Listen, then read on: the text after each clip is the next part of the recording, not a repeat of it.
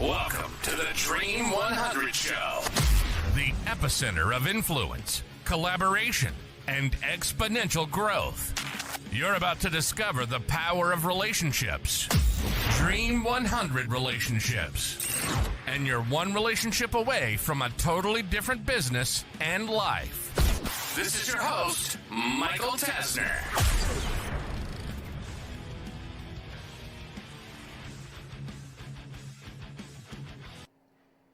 Hey there, and welcome to this week's edition of the Dream 100 Show. Today's topic is this phrase, if not now, comma, when, question mark. If not now, when.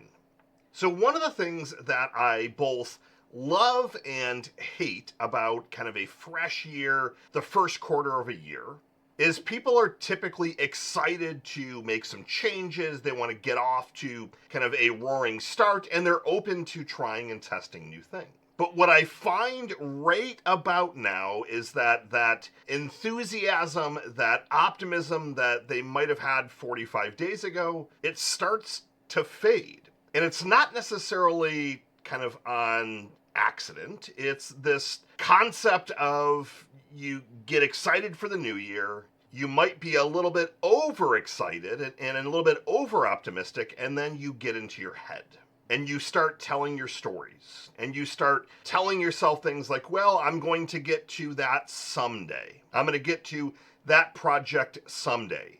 And it's not about throwing your New Year's resolutions out the window or anything like that. It's really about what are you aiming to accomplish in 2025? And then taking that list of what you are committed to accomplishing and starting to break it down by quarter, by month, and by week. So I've had at least, let's call it 30 conversations over the last 45 days. And the conversations go one of two different ways.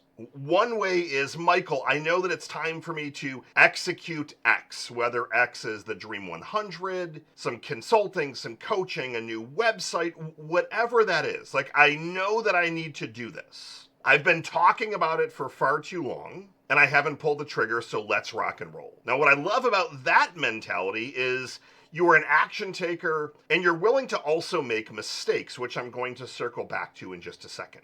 You're willing to have some potential failure. You're willing to have some potential loss if everything doesn't go according to plan, but you know that if you were to continue to be ultra conservative, extremely cautious, or operating from a mindset of fear, that it's just going to continue to be the same thing over and over and over. And we've talked a couple times about this whole definition of insanity. And the definition of insanity can be applied in one of many ways. It can be applied or in the capacity rather, of working the Dream 100 and continuing to hit the same people up for 5 years. We get to that place where if you're not doing things differently, if you're not following the plan according to the exact plan, that there might come a time where some of those names need to be removed and you're just continuing to send things for the sake of sending and send gifts for the sake of gifting. But it's that balancing act of when do you stop versus when are you getting into or crossing that definition of insanity. And with the Dream 100, as you know, it's a slow play. It's a slow burn. So we don't take a name off the list unless it's a ridiculously hard no, and it's anything after or before that 2-year mark. So we look at right at the 2-year mark. So if it's anything before 2 years and they haven't given us a hard no, we're still continuing. But when we get to that 2-year mark, we might pause and take a look at and say, do we really want to continue with these particular names? Now, I'm oversimplifying it. But if I get back to the core of you starting to tell those stories, what are the things that you have been talking about doing? What are the things that you know that you must do?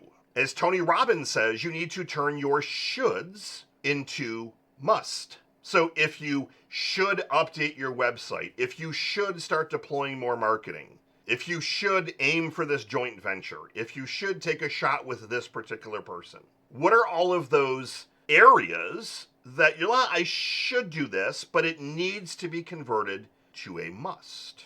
And the most important component is this phrase, if not now, when. So if you say, and I'll give you a perfect example, had a conversation with the prospect on our agency side of the business. And we looked at their website. Their website hasn't been touched or updated in, let's call it 2 or 3 years, if not longer. I looked at their average value of a potential customer, and it was very, very high. Like 30,000 was like a minimum, and a lot of times their average customer is 50,000, 100,000, even more. I said, well, we should update our website. And we presented the proposal, presented the quote, and it wasn't anything crazy by any means. I mean, we are a agency that charges very fairly. It's nothing that's way out of a ballpark, and it was nowhere near even what garnering one new customer would pay.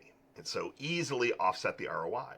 And I knew that within, let's call it 3 days of sending the proposal, having the conversation, that they were going to come up with some kind of excuse. And I'm not kind of getting into this of the place of, well, someone's giving me excuses, but rather what I wanted them to realize, and this is the reply that I gave them. I wrote back and I said, if not now, when? So if you identified to me that, Michael, we know that our website is our number one business card. We know that everyone is going to the web for everything. They have been for 10 to 15 years.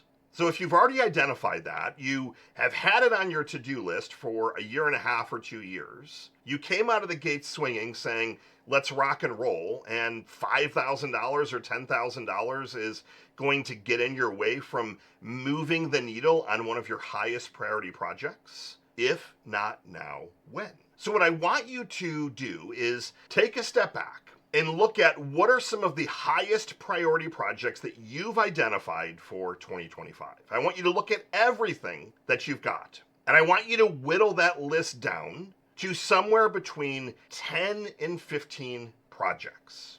Now, to be deemed a project on this particular list, the project has to be able to catapult something within your organization.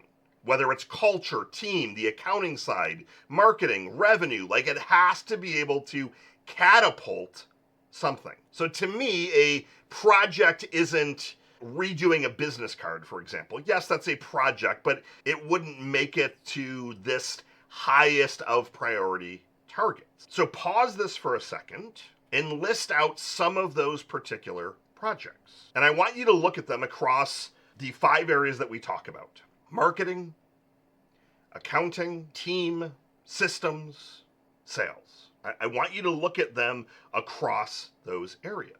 Now, selfishly, I want you to have most of your projects in the marketing area. And it's not simply because this is a marketing channel or my background is in marketing. My background's in marketing and entrepreneurship. But because if you have been listening, you know that everything is driven through marketing. The way that you're going to grow your organization isn't by cutting things. It's by deploying new marketing, fixing your marketing, a better website, more content, more with the Dream 100, better gifting strategies, speaking, associations, joint ventures, all those things. That's what's going to grow you. So look at your projects, and I want you to have at least 50% of your projects in the basket of marketing. So if you listed out things like, well, maybe we should look at deploying profit first, we should improve this on the operational side, culture, core values, hiring, those are all great, and I want you to have those on your list, but I'm looking for what are 5 or 6 that are on this marketing list that you know, if you were to execute this project, it's going to help catapult things in the right direction. Now, I want you to take a step and pick one of those projects and give it a hard deadline. And the way that I communicate a hard deadline is that I want someone else to be holding me accountable.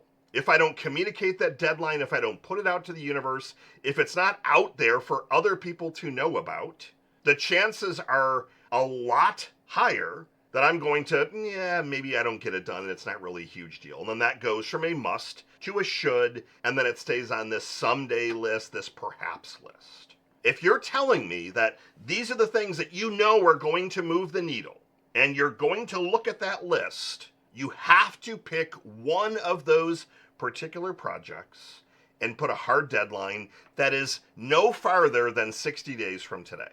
I would absolutely love to hear the projects that you go and start picking. Now, why is this so important? It's because entrepreneurs We love to procrastinate, but we also have shiny object syndrome. You might be saying, well, Michael, isn't what we just went through, isn't that shiny object syndrome?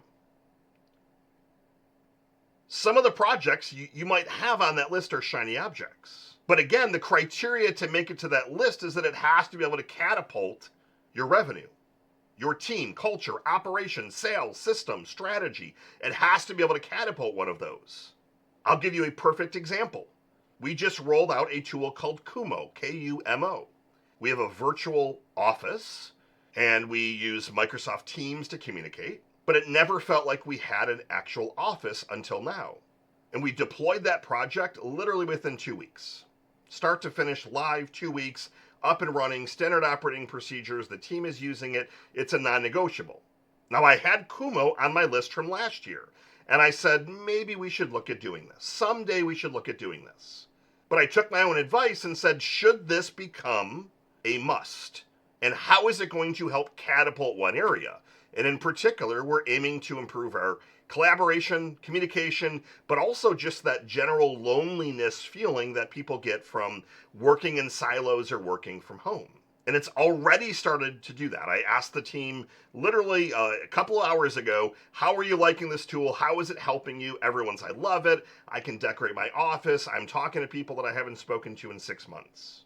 I turned a should or a someday into a must, and I gave it a hard deadline. I then communicated that deadline to my team and said, we are going to have this live by this particular date. And what magically ended up happening is it went live because we made it a high priority. We moved it from a should to a must with a deadline. What are the things that you are constantly putting off? I know that I've spoken with a lot of you about deploying the Dream 100 strategy, and we have this amazing conversation. We talk about how it's literally going to double or triple your business, and then you ghost me. And that isn't for the only reason that you have it as a kind of, I should do this, but it's more about the definition of scarcity mindset and fear, which I'm going to talk about in next week's episode. But if you actually have some of these things that you know are going to transform your business, I need you to stop saying, not now, someday. Hard deadlines. A culture of accountability to yourself, to your team, to your vendors, to your clients, to your prospects. People love to work off of deadlines. And what I've realized is that I have been extremely sloppy when it has come to deadlines. And what I found is that as I've started to work with deadlines and given my team hard deadlines and myself hard deadlines, magically things start to happen. We're redoing our key performance indicators across the company. And I gave a hard deadline of Friday. And magically, everything got done by Friday. 3 months before that, we had it as we should embark on this KPI project. Stayed on the list. We talked about it. People started, and they never moved the needle. We moved it to a must. We gave it a hard deadline. And we didn't say, if not, now when. We said, we're going to do it now. It's going to be done by Friday. What are those things that you're constantly procrastinating on? What are the things that you're always putting off? What are the things that you know that you must do that are going to change your life, change your business this year? Those are the things you need to be focusing on. Not all of the other quote unquote stuff that I know you get yourself into, because I've been there. I still have those days. I go down rabbit holes. But then I stop myself and I say, let's look at our priorities. Let's look at the timelines. What do I have to make happen now? What do I have to make happen now? There is no better time to start one of your core projects than now. Get out there, take action. And if you ever catch yourself saying, not now, if not now, when? When is it going to be started? When is it going to be completed? What's that impact it's going to have across your life, your business, and everything else? Michael Tazer signing off. Good morning, good afternoon, and good night. I'll see you next week.